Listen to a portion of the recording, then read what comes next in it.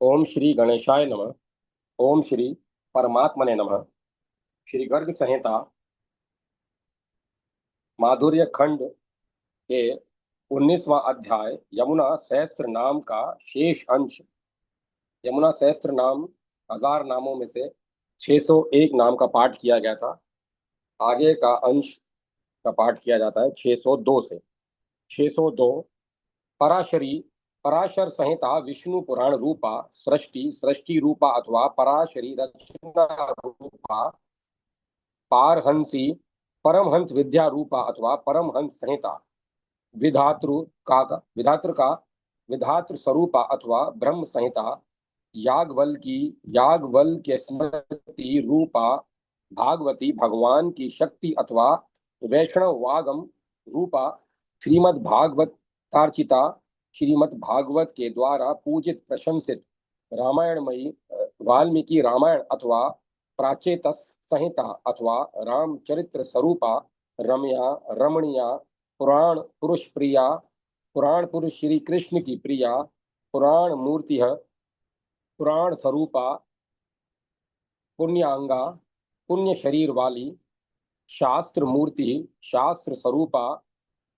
महोन्ता परम उन्नत मनीषा बुद्धि रूपा धीक्षणा प्रज्ञा रूपा बुद्धि मेधा रूपा वाणी वाग देवता धीह बुद्धि रूपा शेमुषी बुद्धि रूपा मति निश्चय रूपा गायत्री गायत्री मंत्र स्वरूपा वेद सावित्री वेदोक्त गायत्री ब्राह्मणी ब्रह्म शक्ति ब्रह्म लक्षणा वेद मंत्रों द्वारा लक्षित होने वाली दुर्गा दुर्गम्या अथवा दुर्गा देवी अपर्णा तपस्विनी पार्वती सती दक्ष कन्या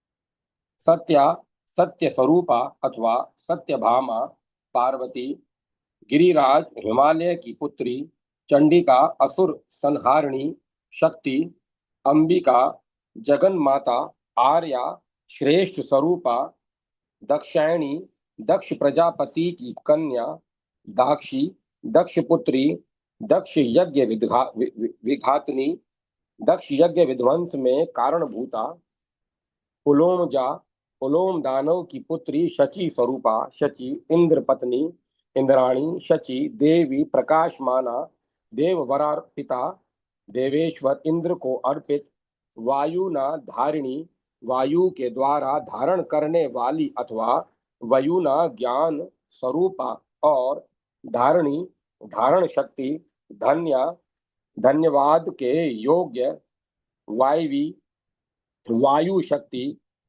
वायु वेगगा वायु वेग से चलने वाली यमुनाजा यम की छोटी बहन संयमिनी संयमन शक्ति अथवा संयमनी पुरी संज्ञा सूर्य प्रिया संज्ञा स्वरूपा छाया संज्ञा की छाया भूता स्वर्णा स्फुर्द धुति उद्दीप्त कांति वाली रत्न वेदी का रूपा रत्न वृंदा रत्न समूह रूपा तारा तारा मंडल रूपा तरणी मंडला तरुण सूर्य मंडल स्वरूपा रुचि प्रभा शांति शांति रूपा क्षमा तितिक्षामी तितिक्षामयी अथवा पृथ्वी शोभा छवि मयी दया करुणामयी दक्षा कुशला या चतुरा धुति कांतिमयी त्रपा लज्जा तल तुष्टि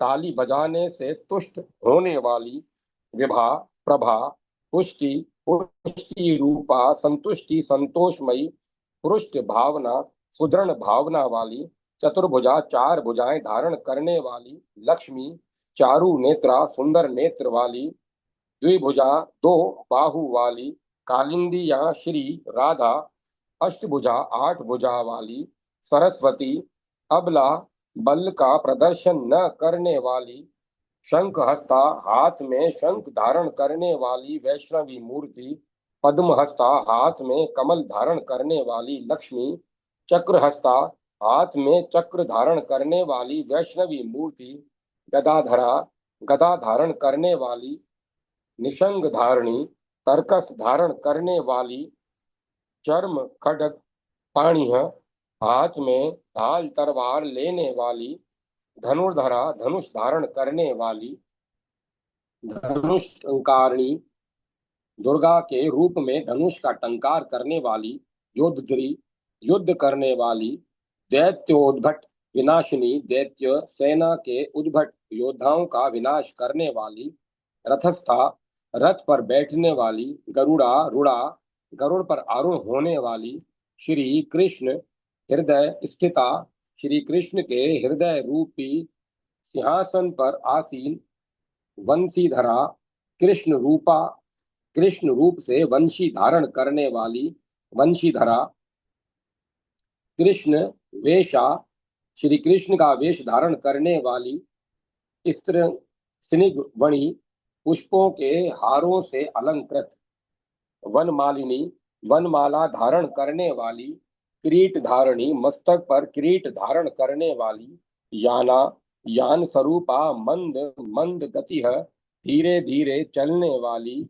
गति है, सद सद तिसरूपा अथवा गमन शक्ति रूपा, चंद्रकोटि प्रतिकाशा, कोटि चंद्र तुल्या, तन्वी, कृशंगा कृशंगी, कृशांगी, कोमल विग्रह,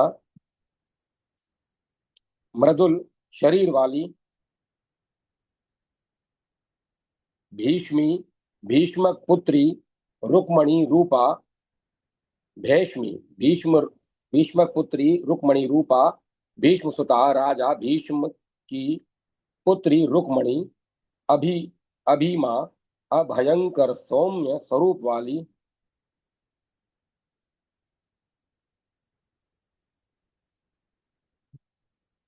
रुक्मणी श्री कृष्ण की प्रमुख पटरानी, रुक्मणी रुक्म रूपिणी, सुनहले रूप वाली, सत्यभामा, सत्याजीत की पुत्री, श्री कृष्ण प्रिया, जामवती, जामवान द्वारा प्रोषित एवं उन्हीं से प्राप्त दिव्य रूपा पटरानी, सत्या, सत्या नाम वाली श्री कृष्ण की पटरानी, भद्रा, भद्रा नाम वाली पटरानी, सुदीक्षिणा, परम उदार स्वरूपा श्री कृष्ण की पटरानी, मित्रविंदा, मित्रविंदा नाम वाली पटरानी, सखी, राधा रानी की सखी, वृंदावन की अधिदेवी, वृंदारण, वृंदारण ध्वजो, दुर्गा, वृंदावन की ध्वज तुल्या, उधर गामिनी, श्रृंगार कारिणी, श्रृंगार करने वाली, श्रृंगा, श्रृंग स्वरूपा, श्रृंगभुव, शिखर भूमि, श्रृंगदा, शिखर पर स्थान देने वाली, खगा, आकाश चारणी, तितिशा, क्षमा, ईशा, ईषण स्वरूपा, स्मृति, स्मरण शक्ति, स्पर्धा, स्पर्धा रूपा, स्पृहा, अभिलाषा, श्रद्धा, आस्तिक्य, बुद्धि स्वरूपा, स्वनी वृत्ति, निजानंद स्वरूपा, ईशा, ईशान कृति, तृष्णा, कामना, विधा, वेद स्वरूपा, प्रीति, प्रेम या प्रसन्नता, हिंसा, हिंसा वृत्ति रूपा, याचा, याचना रूपा, क्लमा, क्लांति रूपा अथवा अक्लमा, क्लम रहिता, कृषि, कृषि वार्ता का एक भेद, आशा, आशा रूपणी, निद्रा, निद्रा की अधिष्ठात्री या निद्रा रूपा, योग निद्रा जिसका आश्रय लेकर भगवान विष्णु 4 मास तक शयन करते हैं, योगिनी, योगिनी रूपा, योगदा, योगदायिनी, युगा, युग स्वरूपा, निष्ठा, परम गति, आश्रय शक्ति अथवा आधार स्वरूपा, प्रतिष्ठा, प्रतिष्ठा स्वरूपा, आश्रय अथवा अवलंब, शमित, शमन स्वरूपा, सत्व, प्रकृति है, सत्व गुणमयी प्रकृति वाली, उत्तमा, उत्कृष्ट स्वरूपा, तमह प्रकृति दुर्मृषि, तमोगुणमय स्वभाव को दुख से सहन करने वाली। रज प्रकृति है, रजोगुण प्रधान प्रकृति रूपा आनीतः, सब ओर से नमनशीला, क्रिया क्रिया शक्ति, अक्रिया निष्क्रिय कृति है, प्रयत्न रूपा ग्लानि है, ग्लानि रूपणी सात्विकी, सत्व प्रधाना शक्ति, आध्यात्मिका आध्यात्मिकी आध्यात्मिक शक्ति, वर्षा धर्म स्वरूपा, सेवा सेवा रूपणी शिखा, नदियों की शिखा भूता, मणि है, मणि रत्न स्वरूपा वृद्धि है, अभ्युदय की हेतु भूता, आहुति आवाहन स्वरूपा सुमित है, सद्बुद्धि स्वरूपिणी दुह, धूलोक रूपिणी भूह, पृथ्वी रूपा रज्जु द्रामिणी, दो तटों वाली, षडवर्गा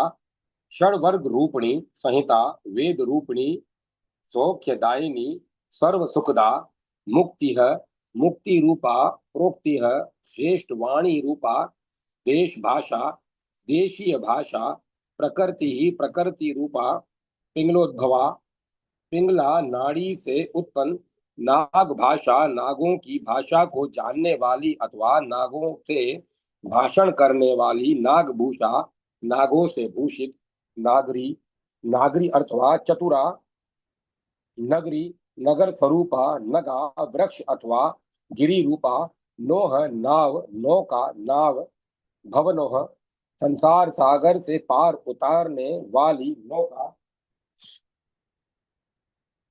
भाव्या मन में भावना ध्यान करने योग्य, भवसागर सेतु का, भवसागर से पार जाने के लिए सेतु रूपा, मनोमयी मन स्वरूपा, दारूमयी काष्ठ की बनी सेकती, सिक्ता से पूर्ण सिक्तामयी, बालुका से परिपूर्ण या बालुकामयी, लेख्या चित्रमयी, लेप्या मिट्टी की प्रतिमा, मणिमयी मणि निर्मित प्रतिमा,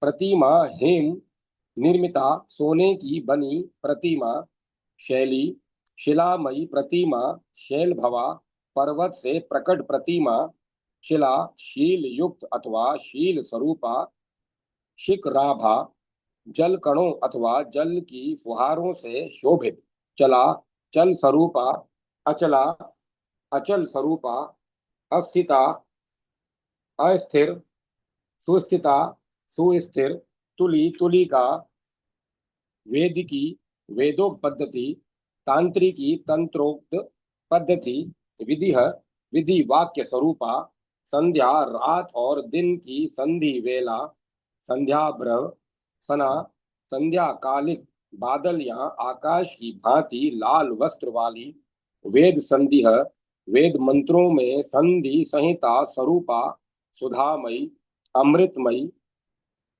सायंत्री सायंतनी, सायकालीन सायकाली की शोभा, शिखा ज्वालामयी, अभेद्या अभेदनिया, सूक्ष्मा सूक्ष्म स्वरूपा, जीव कला जीव रूप भगवत कला, कृति कृति रूपा, आत्मभूता सबकी आत्म स्वरूपा, भाविता ध्यान या भावना की विषय भूता, अणवी सूक्ष्म स्वरूपा, प्रवही विनयशिला, कमल कर्णिका हृदय कमल की कर्णिका में ध्येया,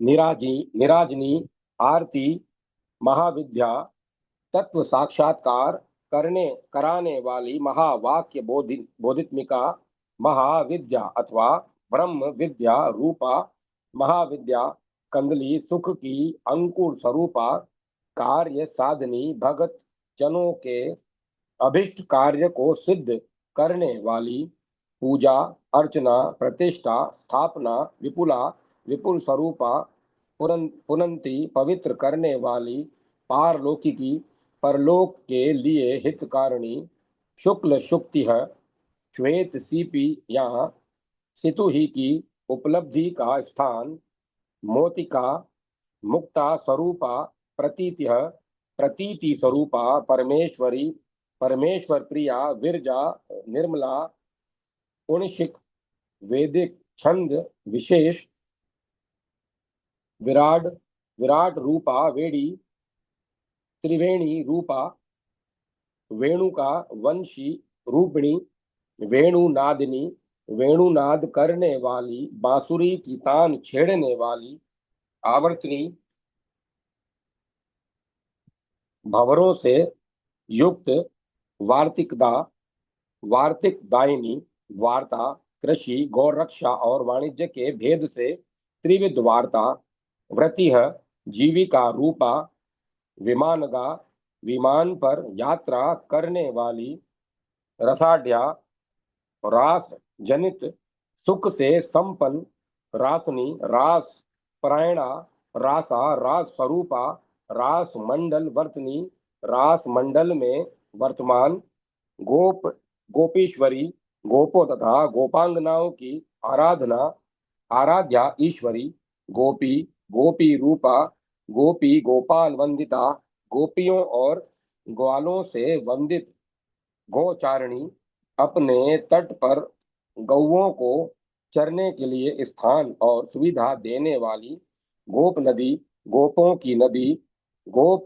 नंद प्रदायनी, गोपों को आनंद प्रदान करने वाली, गोपानंद प्रदायनी, पक्ष वेदा, पशुओं के लिए हितकार, घास प्रदान करने वाली, गोप सेव्या, गोपों के द्वारा सेवनीय, कोटिशो, गो गो गणाव्रता, करोड़ों गौओं के समुदाय से घिरी हुई, गोपा गोपानुगा, गोप गण जिनका अनुगमन करते हैं या गोप जिनके सेवक हैं, ऐसी, गोपवती, गोपों से युक्त, गोविंद पद पादुका, गोविंद चरणों की पादुका स्वरूपा, वृषभानु सुता, वृषभानु नंदिनी, राधा से अभिन्न, राधा, श्री कृष्ण की आराध्या, राधा स्वरूपा, श्री कृष्ण वशकारिणी, श्री कृष्ण को वश में कर लेने वाली, कृष्ण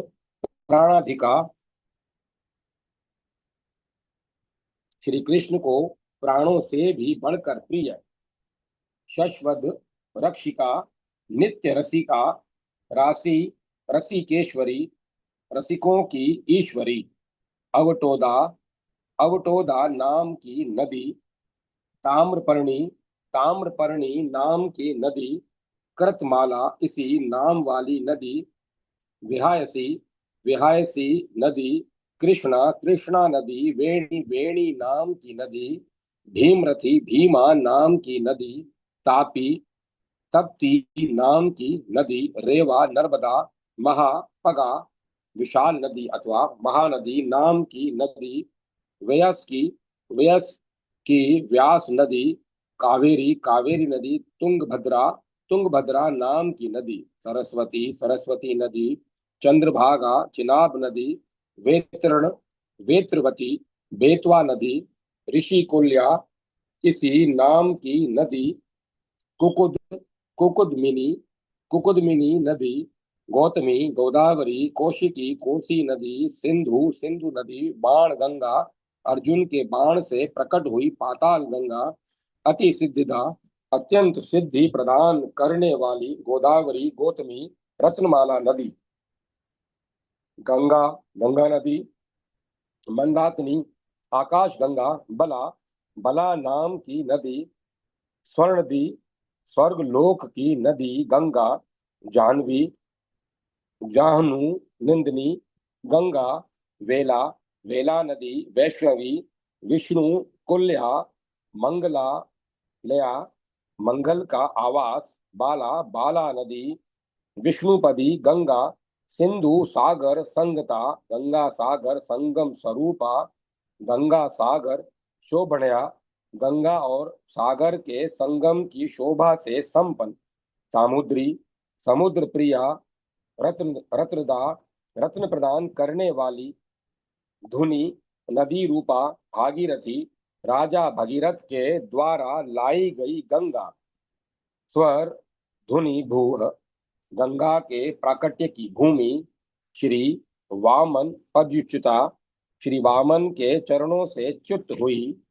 लक्ष्मी, लक्ष्मी स्वरूपा रमा, पद्मा, रमणीया, रमणीयता से युक्त भार्गी, भार्गवी, भृगुपुत्री। विष्णु वल्लभा, भगवान विष्णु की प्रिया। सीता, सीता स्वरूपा। अर्चिह, अग्नि ज्वाला रूपिणी। जानकी, जनक नंदिनी माता, जगजननी, कलंक रहिता, निष्कलंका, कला, भगवत कला स्वरूपा। कृष्ण पादा संभुता, श्री कृष्ण के चरणारविंदों से प्रकट हुई। सर्वा, सर्वस्वरूपा, त्रिपथ गामिनी, त्रिपथा गंगा। धरा, धरणी स्वरूपा, विश्वम्भरा, विश्व का भरण पोषण करने वाली। अनंता, अनंत रहिता। भूमि, आधार भूमि स्वरूपा। दात्री, धाय, क्षमा मयी, क्षमा स्वरूपा। स्थिरा, स्थिर स्वरूपा। धात्री, धारण करने वाली। धरणी, लोक धारणी पृथ्वी। पूर्वी भूमि, शेष फणा स्थिता, शेष नाग के फणों पर रहने वाली। अयोध्या, जिसके साथ युद्ध न किया जा सके ऐसी अजय पुरी। राघवपुरी, राघवेंद्र की नगरी। कौशिकी, कौशिक वंशजा, रघु वंशजा, रघुकुल में उत्पन्न होने वाली। मथुरा, मथुरा नगरी। माथुरी, मथुरा मंडल में प्रकट।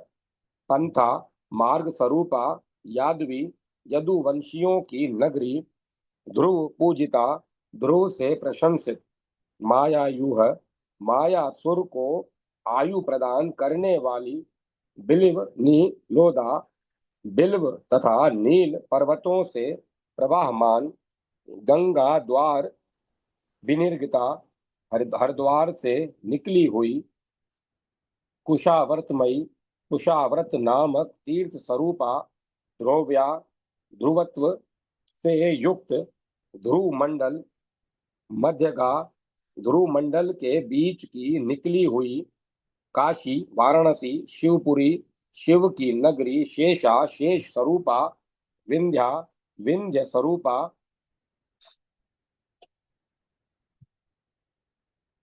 वाराणसी, काशी, शिवा, शिवा स्वरूपा।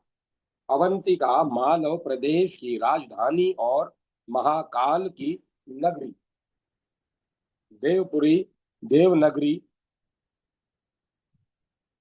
प्रज्वला, प्रकृष्ट, प्रकृष्ट शोभा से संपन्न। उज्जैनी, उज्जैन। जीता, जित स्वरूपा। द्वारावती, द्वारकापुरी। द्वारकामा, द्वार की कामना वाली। कुशभुजा, कुशभूता, कुश के प्रकट होने का स्थान। कुश स्थली, कुशों की उत्पत्ति स्थली द्वारका। महापुरी, महानगरी। सप्तपुरी, सप्तपुरी स्वरूपा। नंदी ग्राम स्थल स्थिता, नंदी ग्राम के स्थल में स्थित सरयू अथवा यमुना। शालग्राम, शिलादित्या, शालग्राम शिला की उत्पत्ति का स्थान। गढ़ की नदी। संभल ग्राम, मध्यगा, संभल ग्राम के मध्य में गई हुई। वंश गोपालिनी, वंश गोपाल मंत्र से युक्त। क्षिप्ता, क्षिप्त स्वरूपा। हरि मंदिर वर्तनी, भगवान के मंदिर में विद्यमान। बहिष्मती, बहिष्मती नाम की नगरी। हस्तिपुरी, हस्तिनापुर नगरी। शुक्र प्रस्थनाविसनी, इंद्रप्रस्थ दहली में निवास करने वाली। दाड़िमी, दाड़िम फल स्वरूपा। सेंधवी, सिंधु प्रिया। जम्बुह, जम्बू नदी रूपा। पुष्करी, पुष्कर द्वीप से संबंध रखने वाली। पुष्कर प्रसून, प्रसूह, पुष्कर की उत्पत्ति का स्थान। उत्पला,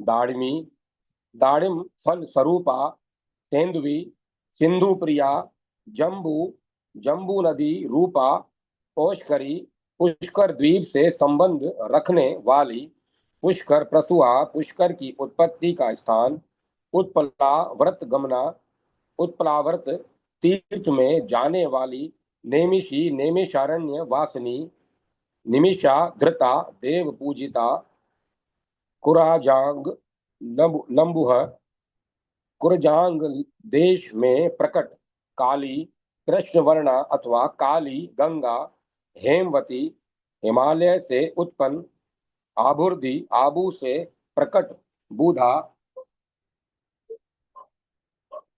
बूधा, विदुषी, शुकर क्षेत्र विदिता, शुकर क्षेत्र में प्रसिद्ध, श्वेत वराह धारिता, श्वेत वराह के द्वारा धारित, सर्व तीर्थमयी, सर्व तीर्थ स्वरूपा, तीर्था, तीर्थभूता, तीर्थानाम तीर्थकारिणी, तीर्थों को तीर्थ बनाने वाली, हारिणी, सर्वदोषाणाम, सब दोषों को हर लेने वाली, दायिनी, सर्व संपदाम, सब संपत्तियों को देने वाली, वर्धनी, तेजसाम, तेज को बढ़ाने वाली, साक्षात प्रत्यक्ष प्रकट, गर्भवास, निकृतनी, माता के गर्भ से में वास करने में के कष्ट का उच्छेद करने वाली, गोलोक धाम, गोलोक की प्रकाश रूपा, धननी, धन से संपन्न, निकुंज, निज मंजरी, निकुंज में अपनी मंजिरों के साथ रहने वाली, सर्वोत्तमा, सबसे उत्तम, सर्व पुण्या, सर्वाधिक पुण्यशालिनी, सर्व सौंदर्य श्रृंखला, संपूर्ण सुंदरता को बांध रखने वाली, सर्व तीर्थों परिगता, सब तीर्थों के ऊपर पहुंची हुई, सर्व तीर्थाधि देवता, संपूर्ण तीर्थों की अधि देवी, कालिंदी के सहस्त्र नाम का वर्णन कीर्ति देने वाला तथा उत्तम काम पूरक है। यह बड़े बड़े पापों को हर लेने वाला, पुण्य देने वाला और आयु को बढ़ाने वाला श्रेष्ठ साधन है। रात में एक बार इसका पाठ कर लेने कर ले तो चोरों से भय नहीं होता। रास्ते में 2 बार पढ़ ले तो डाकू और लुटेरों से कहीं भय नहीं होता। द्विज को चाहिए कि वह द्वितीया से पूर्णिमा तक प्रतिदिन कालिंदी देवी का ध्यान करके भक्ति भाव से 10 बार इस सहस्त्र नाम का पाठ करे। ऐसा करने से यदि रोगी हो तो रोग से छूट जाता है, कैद में पड़ा हो तो वहां के बंधन से मुक्त हो जाता है, गर्भिणी नारी हो तो वह पुत्र पैदा करती है और विद्यार्थी हो तो वह पंडित होता है। मोहन, स्तंभन, वशीकरण, उच्चाटन, मारण, शोषण, दीपन, उन्मादन, तापन, निधि दर्शन आदि जो जो वस्तु मनुष्य मन में चाहता है उसको वह प्राप्त कर लेता है। इसके पाठ से ब्राह्मण ब्रह्म तेज से संपन्न होता है, क्षत्रिय पृथ्वी का आधिपत्य प्राप्त करता है, वैश्य खजाने का मालिक होता है और शूद्र इसको सुनकर निर्मल शुद्ध हो जाता है। जो पूजा काल में प्रतिदिन भक्ति भाव से इसका पाठ करता है वह जल से अलिप्त रहने वाले कमल पत्र की भांति पापों से कभी लिप्त नहीं होता। जो लोग 1 वर्ष तक पटल और पद्धति की विधि का पालन करके प्रतिदिन इस सहस्त्र नाम का 100 बार पाठ करते हैं और उसके बाद स्तोत्र और कवच पढ़ते हैं, वे 7 दीपों से युक्त पृथ्वी का राज्य प्राप्त कर लेंगे, इसमें संशय नहीं है। जो यमुना जी के भक्ति भाव जो यमुना जी में भक्ति भाव रखकर निष्काम भाव से इसका पाठ करता है वह पुण्यात्मा धर्म अर्थ काम इस त्रिवर्ग को पाकर इस जीवन में ही जीवन मुक्त हो जाता है। जो इस प्रसंग का पाठ करता है वह निकुंज लीला से ललित मनोहर तथा कालिंदी तट के लता समुदायों से विलसित वृंदावन के मत वाले भ्रमरों से अनुनादित गोलोक धाम में पहुंच जाता है। इस प्रकार श्री गर्ग संहिता में माधुर्य खंड के अंतर्गत श्री सोबरी और मानधाता के संवाद में श्री यमुना सहस्त्र नाम का वर्णन नामक 19वां अध्याय पूरा हुआ। जय माता सरस्वती। जय मां सरस्वती। 20वां अध्याय बलदेव जी के हाथ से प्रलंबासुर का वध तथा उसके पूर्व जन्म का परिचय। श्री नारद जी कहते हैं, राजन, इस प्रकार यमुना जी का सहस्त्र नाम स्तोत्र सुनकर वीरभूप शिरोमणि मानधाता शोभरी मुनि को नमस्कार करके अयोध्यापुरी को चले गए। यह मैंने तुमसे गोपियों के शुभ चरित्र का वर्णन किया, जो महान पापों को हर लेने वाला और पुण्यप्रद है। बताओ और क्या सुनना चाहते हो? बहुलाश्व बोले, ब्राह्मण, मैंने आपके मुख से गोपियों के चरित्र का उत्तम वर्णन सुना, साथ ही यमुना के पंचांग का भी श्रवण किया, जो बड़े बड़े पातकों का नाश करने वाला है। साक्षात गोलोक के अधिपति भगवान श्री कृष्ण ने बलराम जी के साथ ब्रजमंडल में आगे कौन कौन सी मनोहर लीलाएं की, यह बताइए। श्री नारद जी ने कहा, राजन, एक दिन श्री बलराम और ग्वाल बालों के साथ अपनी गौएं चराते हुए श्री कृष्ण भांडीर वन में यमुना जी के तट पर बालोचित खेल खेलने लगे। बालकों से वाद वाहन का खेल करवाते हुए श्री कृष्ण मनोहर गौओं की देखभाल करते हुए वन में विहार करते थे। इस खेल में कुछ लड़के वाहन घोड़ा आदि बनते और कुछ उनकी पीठ पर सवारी करते थे। उस समय वहां कंस का भेजा हुआ असुर प्रलंब गोप रूप धारण करके आया। दूसरे ग्वाल बाल तो उसे न पहचान सके, किंतु भगवान श्री कृष्ण से उसकी माया छिपी न रही। खेल में हारने वाला बालक जीतने वाले को पीठ पर चढ़ाता था, किंतु जब बलराम जी जीत गए तब उन्हें कोई भी पीठ पर चढ़ाने को तैयार नहीं हुआ। इस प्रकार प्रलंबासुर ही उन्हें भांडीर वन से यमुना तक अपनी पीठ पर चढ़ाकर ले जाने लगा। एक निश्चित स्थान था जहां ढोकर ले जाना था। बालक अपनी पीठ पर चढ़े हुए बालक को उतार देता था, प्रलंबा परंतु प्रलंबासुर उतारने के स्थान पर पहुंचकर भी उन्हें उतारे बिना ही मथुरा तक ले जाने को उद्यत हो गया। उसने बादलों की घोर घटा की भांति भयंकर रूप धारण कर लिया और विशाल पर्वत के समान दुर्गम हो गया। उस दैत्य की पीठ पर बैठे हुए सुंदर बलराम जी के कानों में कांतिमान कुंडल हिल रहे थे। ऐसा जान पड़ता था मानो आकाश में पूर्ण चंद्रमा उदित हुए हों, अथवा मेघों की घटा में बिजली चमक रही हो। उस भयानक दैत्य को देखकर महाबली बलदेव जी को बड़ा क्रोध हुआ। उन्होंने उसके मस्तक पर कस के एक मुक्का मारा, मानो इंद्र ने किसी पर्वत पर वज्र का प्रहार किया हो। उस दैत्य का मस्तक वज्र से आहत पहाड़ की तरह फट गया और वह सहसा पृथ्वी को कंपित करता हुआ धराशायी हो गया। उसके सिर से एक विशाल ज्योति निकली और बलराम जी में विलीन हो गई। उस समय देवता बलराम जी के ऊपर नंदन वन के फूलों की वर्षा करने लगे। नप्रेश्वर पृथ्वी पर और आकाश में भी जय जयकार होने लगी। राजन, इस प्रकार श्री बलदेव जी के परम अद्भुत चरित्र का मैंने तुम्हारे समक्ष वर्णन किया। अब और क्या सुनना चाहते हो? बहुलाश्व ने पूछा, मुने, यह रण दुर्गमद दैत्य प्रलंब पूर्व जन्म में कौन था और बलदेव जी के हाथ से उसकी मुक्ति क्यों हुई? श्री नारद जी ने कहा, राजन, यक्षराज कुबेर ने अपने सुंदर वन में भगवान शिव की पूजा के लिए फुलवारी लगा रखी थी और उस इधर उधर यक्षों को तैनात करके उन फूलों की रक्षा का प्रबंध करवाया था। तथापि उस पुष्प वाटिका के सुंदर एवं चमकीले फूल लोग तोड़ लिया करते थे।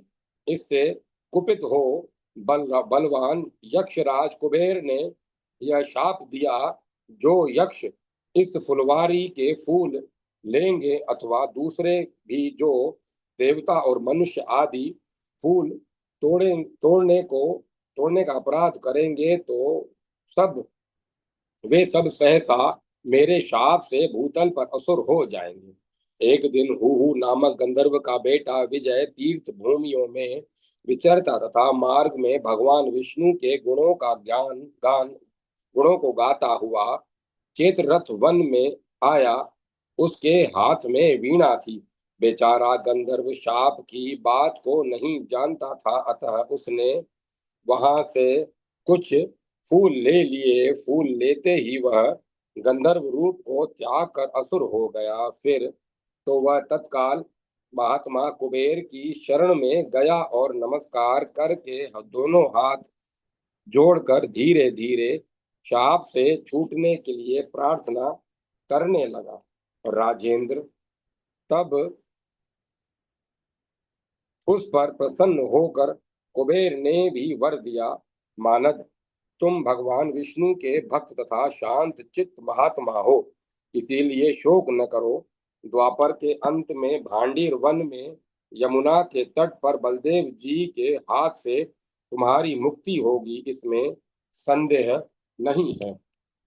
श्री नारद जी कहते हैं, राजन, भू का पुत्र और विजय नामक गंधर्व ही महान असुर प्रलंब हुआ और कुबेर के वर से उसको परम मोक्ष की प्राप्ति हुई। इस प्रकार श्री गर्ग संहिता में माधुर्य खंड के अंतर्गत श्री नारद बहुलाश्व संवाद में प्रलंब वध नामक 20वां अध्याय पूरा हुआ। जय माता सरस्वती। जय मां सरस्वती।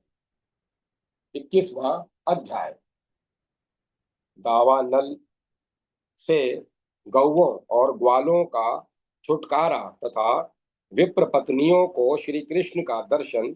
श्री नारद जी कहते हैं, राजन, तदंतर श्री बलराम सहित समस्त ग्वाल बाल खेल में आसक्त हो गए। उधर सारी गौवें घास के लोभ से विशाल वन में प्रवेश कर गई। उनको लौटा लाने के लिए ग्वाल बाल बहुत बड़े मुंज के वन में जा पहुंचे। वहां प्रलयाग्नि के समान महान दावानल प्रकट हो गया। उस समय गौओं सहित समस्त ग्वाल बाल एकत्र हो बलराम सहित श्री कृष्ण को पुकारने लगे और भय से आर्त हो उनकी शरण ग्रहण कर बचाओ बचाओ यूं कहने लगे। अपने सखाओं के ऊपर अग्नि का महान भय देखकर योगेश्वर योगेश्वरेश्वर श्री कृष्ण ने कहा, डरो मत, अपनी आंख बंद कर लो। नरेश्वर, जब गोपों ने ऐसा कर लिया तब देवताओं के देखते देखते भगवान गोविंद देव उस भयानक अग्नि को पी गए। इस प्रकार उस महान अग्नि को पीकर ग्वालों और गौओं को साथ ले श्री हरि यमुना के उस पार अशोक वन में जा पहुंचे। वहां मुख से पीड़ित ग्वाल बाल बलराम सहित श्री कृष्ण से हाथ जोड़कर बोले, प्रभो, हमें बहुत भूख सता रही है। तब भगवान ने उनको अंगिरस यज्ञ में भेजा। वे उस श्रेष्ठ यज्ञ में जाकर नमस्कार करके निर्मल वचन बोले। गोपों ने कहा, ब्राह्मणों, ग्वाल बालों और बलराम जी के साथ ब्रज राजनंदन श्री कृष्ण गौवें चराते हुए इधर आ निकले हैं। उन सब को भूख लगी है, अतः आप सखाओं सहित उन मदन मोहन श्री कृष्ण के लिए शीघ्र ही अन्न प्रदान करें। श्री नारद जी कहते हैं, नरेश्वर, ग्वाल बालों के लिए वह बात सुनकर वे ब्राह्मण कुछ नहीं बोले। तब ग्वाल बाल निराश लौट गए और आकर बलराम सहित श्री कृष्ण से इस प्रकार बोले। गोपों ने कहा, सखे तुम ब्रजमंडल में ही अधीश बने हुए हो, गोकुल में ही तुम्हारा बल चलता है और नंद बाबा के आगे ही तुम कठोर दंडधारी बने हुए हो।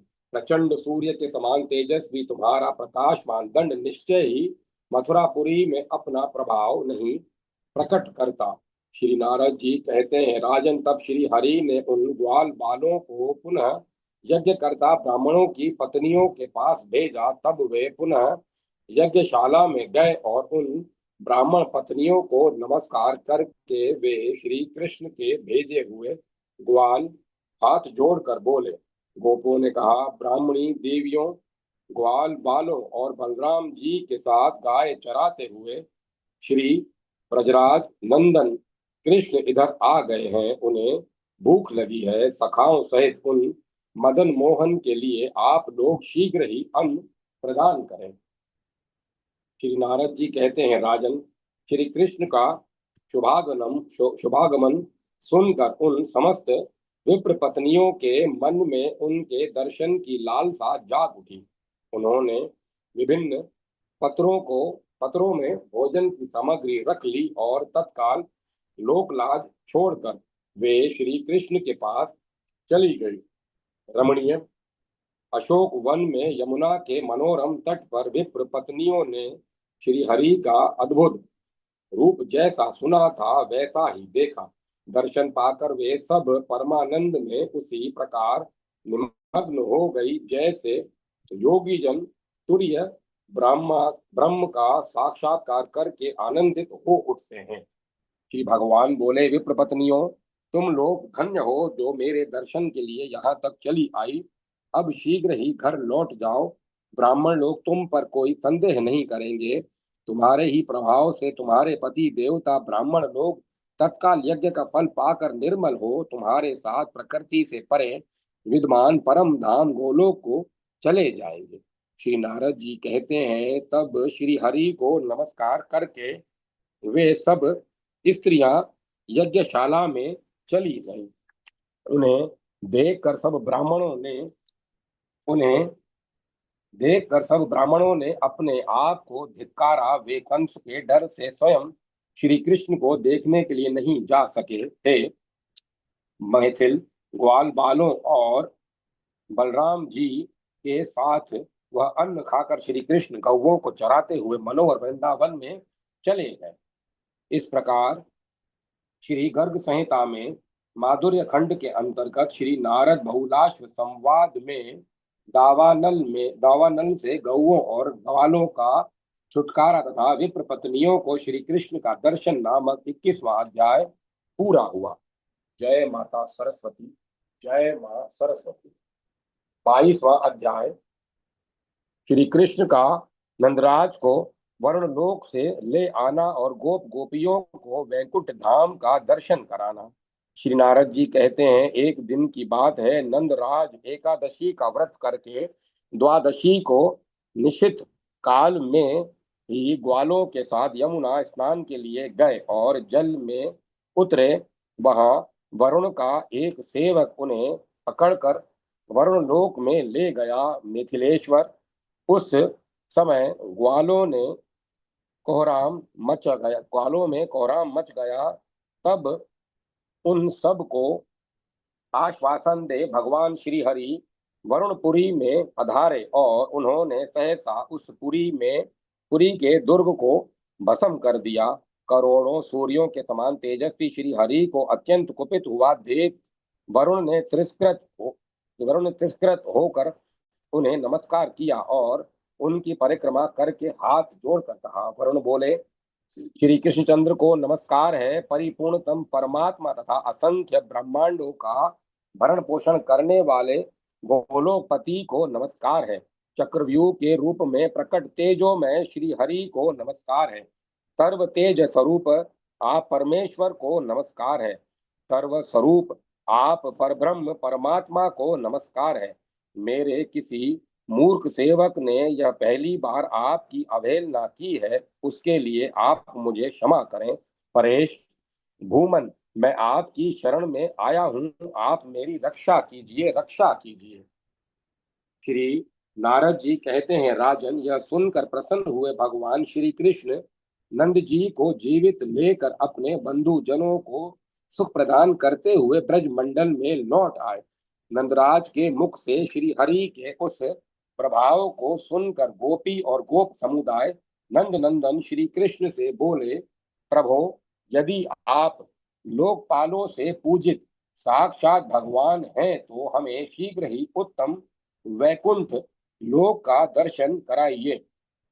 तब उन सब को लेकर श्री कृष्ण वैकुंठ धाम में गए और वहां उन्होंने ज्योतिर्मंडल के मध्य में विराजमान अपने स्वरूप का उन्हें दर्शन कराया।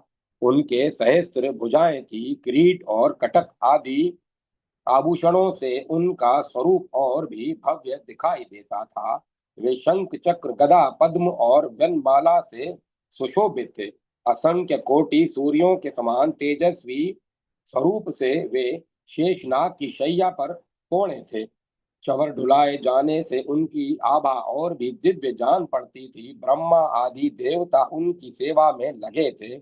उस समय भगवान के गदाधारी पार्षदों ने उन गोप गणों को सीधे करके उनसे प्रणाम करवाकर उन्हें प्रयत्न पूर्वक दूर खड़ा किया और उन्हें चकित सा देख वे पार्षद बोले, अरे वंचरों, चुप हो जाओ, यहाँ व्रतता न दो, भाषण न करो। क्या तुमने श्री हरि की सभा कभी नहीं देखी है? यही सब के प्रभु देवादिदेव साक्षात भगवान स्थित होते हैं और वेद उनके गुण गाते हैं। इस प्रकार शिक्षा देने पर वे गोप हर्ष से भर गए और चुपचाप खड़े हो गए। अब वे मन ही मन कहने लगे, अरे, यह ऊंचे सिंहासन पर बैठा हुआ हमारा श्री कृष्ण ही तो है। यह हम समीप खड़े हैं तो भी हमें नीचा खड़ा करके उन्हें ऊंचे बिठाया गया है और हमसे क्षण भर के लिए बात तक नहीं करता। इसीलिए ब्रज से बढ़कर न कोई श्रेष्ठ लोक है और न उन उससे बढ़कर दूसरा कोई सुखदायक लोक है, क्योंकि ब्रज में तो यह हमारा भाई रहा है और इसके साथ हमारी परस्पर बातचीत होती रही है। राजन, इस प्रकार कहते हुए उन गोपों के साथ परिपूर्णतम प्रभु भगवान श्री हरि ब्रज में लौट आए। जय। इस प्रकार श्री गर्ग संहिता में माधुर्य खंड के अंतर्गत श्री नारद बहुलाश्व संवाद में नंद आदि का वैकुंठ दर्शन नामक 22वां अध्याय पूरा हुआ। जय माता सरस्वती। जय मां सरस्वती। ओम नमः शिवाय। ओम नमो नारायण। ओम ऐं ह्रीं क्लीं चामुंडाय विच्चे। राम लक्ष्मण जानकी जय बोलो हनुमान की। जय श्री राधे कृष्ण राधे कृष्ण राधे कृष्ण। अब कथा को विराम दिया जाता है। ओम तत्सत। ओम तत्सत। ओम।